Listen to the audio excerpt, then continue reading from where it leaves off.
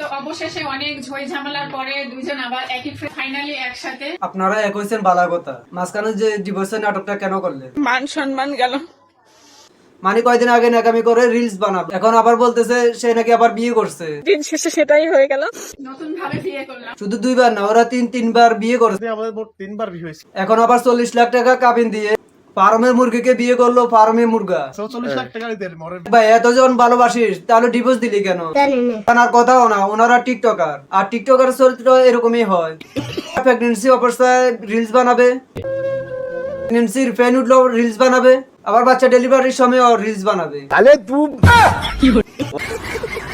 ও sorry, এত গভীরে যাচ্ছি না। তবে দেখলাম কিছু সাবরিগুলো কমেন্টে এসে কেঁদে কেঁদে এদের জন্য বুক বাসাচ্ছে। নতুন ভাবে বিয়ে। আর এইসব বিধিকিচ্ছা দেখার পর আমার মন চায় হলুদের গুঁড়া দিয়ে শরবত বানিয়ে পক করে গিলিয়ে ফেলি।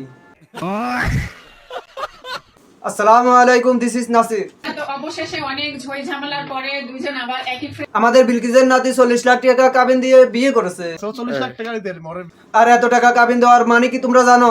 জানি না। অনেকে বলতে পারেন 40 লাখ টাকা কাবিন দিয়েছে, এদের মধ্যে আরো হয়তো ডিভোর্স হবে না। এটা যদি ভেবে থাকেন তাহলে ভুল ভাবছেন। কারণ আমাদের বেলুন বাক্সের আব্বা 40 লাখ টাকা দিয়ে প্রোডাক্ট কিনে আনছে, বউ না। আর এই প্রোডাক্ট ধুয়ে ধুয়ে জীবন পার করে দিবে, কারণ সে হলো বিচিহীন পুরুষ।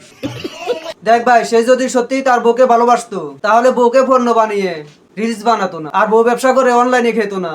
মানে এদের ভিতরে যদি বিন্দু পরিমাণ ভালোবাসা থাকতো মানে এত সুখে তাহলে প্রেগনেন্সি অবস্থায় রিলস বানাতো না। আবার এখন নেকামি করে অনলাইনে এসে ভালোবাসা প্রকাশ করে। এটা কি ভালোবাসা নাকি বউ ব্যবসা? টাকাটা বড় না ভালোবাসা বড়? ভালোবাসাটা বড়। দেখ ভাই, তোদের মতো বিচিহীন পুরুষের মুখে ভালোবাসার শোভা পায় না। তোরা ভালোবাসার নাম করে বউ দিয়ে ব্যবসা করবি, আর এই ব্যবসা না করলে তোদের চুলায় আগুন জ্বলবে না। বিশ্বাস কর ভাই, এরকম বিরল প্রজাতির পুরুষকে দেখে পুরুষ হিসেবে লজ্জা পাই। তুই যদি নিজেকে সত্যিই পুরুষ ভাবিস তাহলে বউকে পাবলিক করতি না, ঘর সাজাই আমার নেকামির ভালোবাসা দেখিয়ে ফেসবুকে রিলস বানাতি না। তোদের কারণে ফেসবুকে ঢোকা যায় না। ভিডিও দেখেন। কয়দিন পর ভালোবাসা উতলে পড়ে, আবার কয়দিন পর ডিভোর্স হয়ে যায়। আমি চিন্তা করতেছি কবে জানি তোদের লিঙ্ক বের হয়। আবে সালে।